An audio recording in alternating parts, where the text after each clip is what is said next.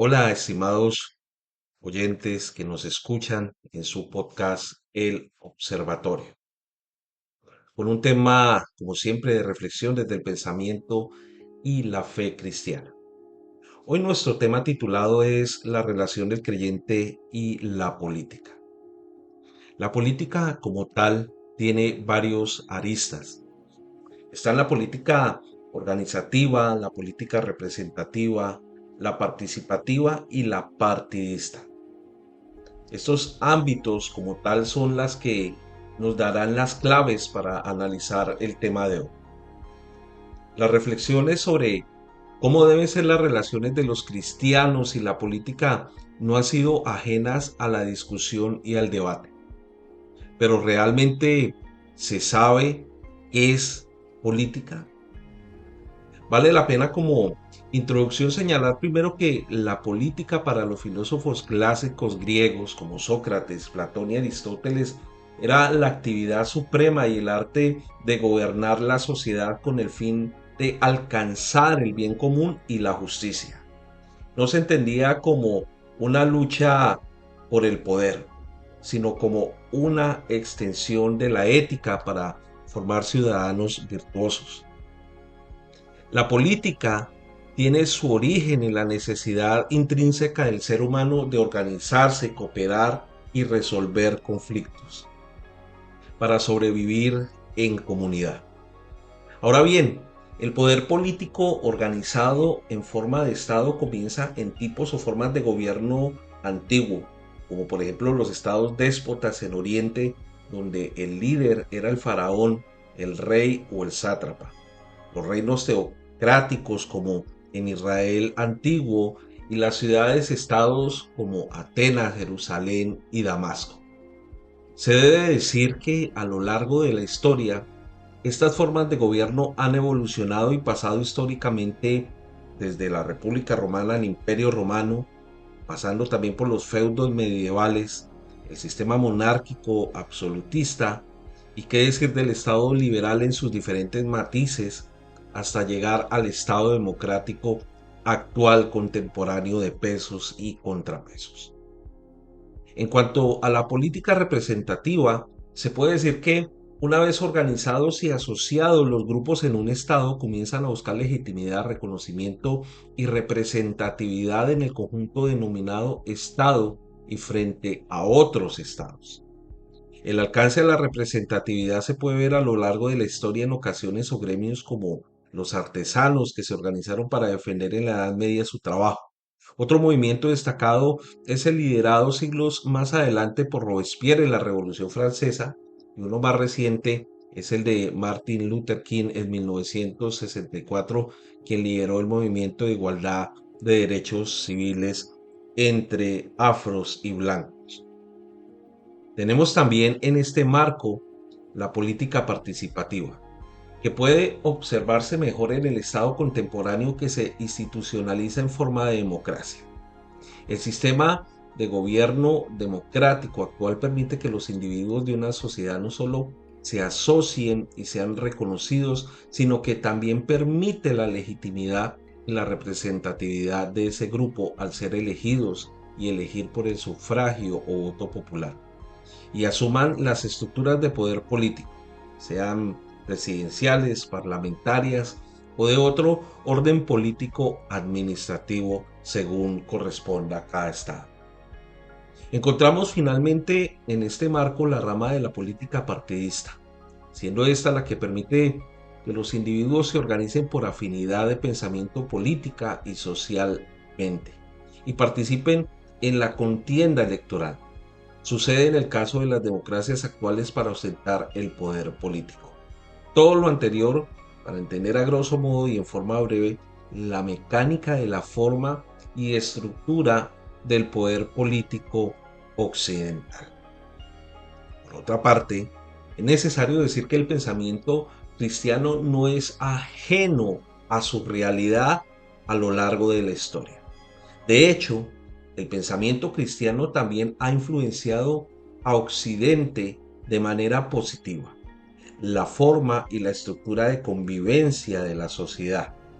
Conceptos como la libertad religiosa y de culto con el Edicto de Milán en el año 313, y qué decir del concepto de dignidad humana profundizado en la ontología tomista y en la tradición reformada, y el derecho a la vida, el derecho a la libertad, no solo física, sino pensamiento también cristiano, afirma y consolida que somos iguales ante Dios y la ley.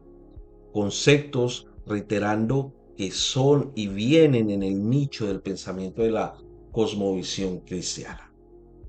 A esta altura es conveniente decir que el creyente que asume la responsabilidad social de optar por participar en urnas, eligiendo en política partidista a gobernantes, es imperativo que se pregunte, ¿bajo qué sistema de creencias y convicciones lo hace?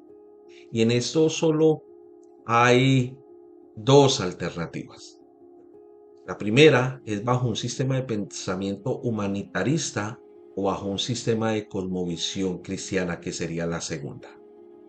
No faltará aquel grupo que opte por proponer una tercera vía ecléctica de las dos propuestas, acercándose a un confuso y peligroso sincretismo político de ideario humanista con wokismo cristiano. El sistema de creencias y convicciones humanitaristas se destaca por el apoyo a modelos pragmáticos de gobierno abiertamente ateos o agnósticos, contrarios a preservar la institución de la familia cristiana occidental, a deconstruir el modelo de identidad hombre y mujer y el apoyo de políticas contrarias a la vida como la interrupción voluntaria del embarazo y a la colectivización y fragmentación del Estado, dando paso al estatismo. El fundamento de este sistema de creencias se centra en un pensamiento de idealismo político, cultural de justicia y esperanza igualitarista fragmentaria. A contrario, el sistema de cosmovisión cristiana se basa en principios que han sido históricamente pilares para el desarrollo de Occidente como sociedad. Estos principios son la vida, la familia, la libertad de pensamiento, de expresión, de culto y creencias, la igualdad ante Dios y la ley, y el fortalecimiento de un estado bienestar productivo de equilibrio en aras del trabajo. El respeto por las instituciones, del balance de los pesos y contrapesos de los poderes ejecutivo, legislativo y judicial. El principio general de este sistema es votar por el modelo programático más cercanos a los principios ya mencionados. El cristiano no puede hacer un divorcio de su fe y su voto. Tal cosa no existe. Es tan importante esta parte porque los cristianos no podemos ser ajenos a las problemáticas sociales y políticas que se presentan en una nación. El voto refleja también qué posición moral adoptamos políticamente frente a temas como la interrupción voluntaria del embarazo, adopción por parejas del mismo sexo, de construcción de la identidad de género, y no solo se está eligiendo un modelo político y económico cuando se vota, se elige un modelo social más cercano a un sistema de creencias humanitaristas o a un modelo de cosmovisión cristiano occidental.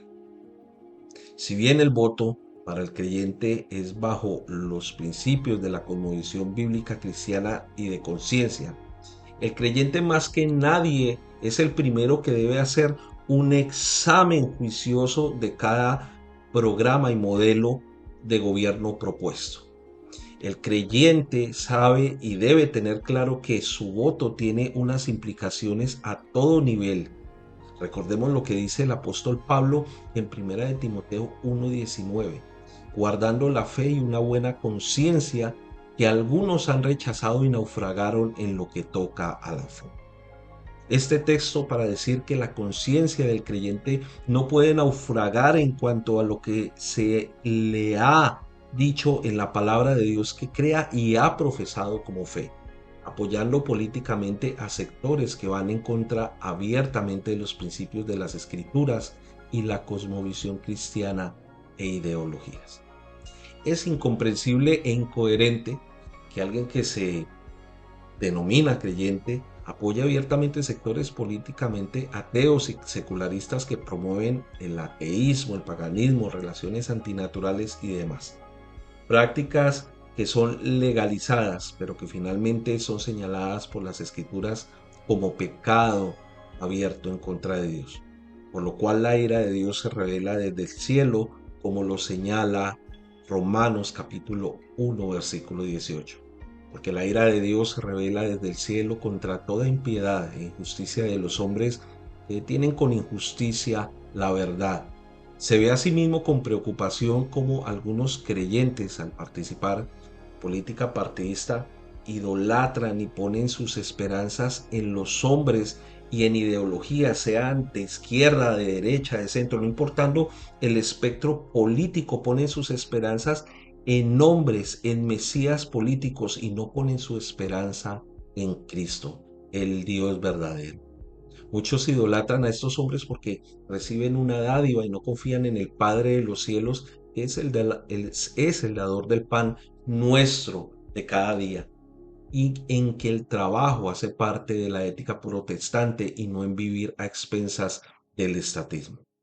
Estos creyentes les han pasado como en los tiempos de Israel, en el profeta Jeremías, donde Dios exhortó al pueblo de la siguiente manera. Jeremías 7:5 dice lo siguiente: Así dice el Señor, maldito el hombre que confía en el hombre. No se nos olvide que si bien el asumir con responsabilidad el derecho al voto como creyentes es importante, el mensaje esencial que sabe todo hijo de Dios nacido de nuevo, que transforma y cambia el corazón del hombre y la sociedad, es el Evangelio de Jesucristo. Como conclusión, a los creyentes frente a la participación en política, las escrituras nos dan las pautas de cómo debemos participar conforme a principios bíblicos y de cosmovisión cristiana y a conciencia.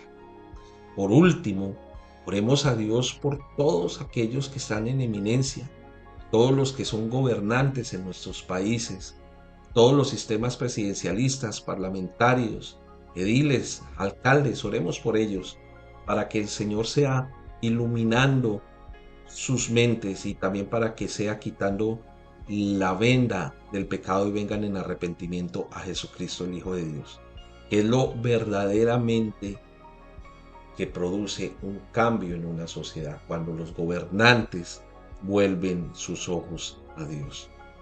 Finalmente quiero cerrar con la siguiente frase de Charles Spurgeon. Solo los tontos creen que política y religión no se discuten. Es por eso que ladrones siguen en el poder y falsos profetas predicando. Charles Spurgeon. Muchas gracias y hasta la próxima. Feliz día.